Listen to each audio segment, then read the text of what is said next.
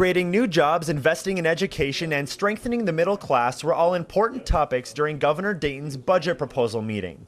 Topics creating the most discussion were his plans for sales tax and property tax cuts, and anyone owning a home would get a rebate of up to $500. If passed, there would be $1.4 billion in direct property tax relief. It would be the largest rate reduction in U.S. history. I think the controversy in this budget is taking that structural look at the budget and resolving once and for all that we spend no more than we raise. And that means making some hard choices, looking at some reductions, but looking at what are the investments that are needed going forward and what are the revenues necessary to do that. By revenues, Showalter is referring to increases in sales taxes. That includes a tax on clothing items priced at over $100 each and higher taxes on some services, including direct consumer services and business-to-business services. But the increase doesn't stop there. Nearly $370 million would be generated in new revenue through increased cigarette and tobacco taxes. The state revenue system has been declining for a couple decades now, and the property tax has been increasing.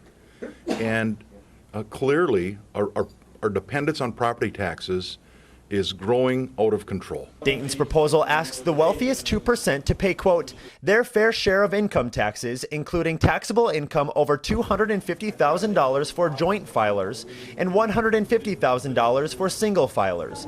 That tax hike would generate $1.1 billion in new revenue. The budget proposal has some Republicans in search of a different solution. So we've got a $1.1 billion deficit. I expect to see $550 million in reductions and a $550 million in new revenue.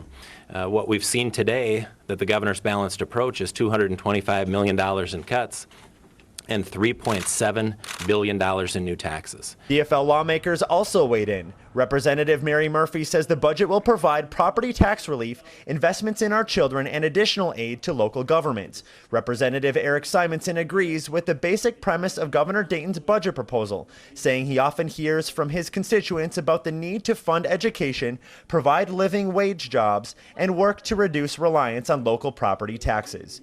In St. Paul, Justin Rice for KBJR 6 and Range 11.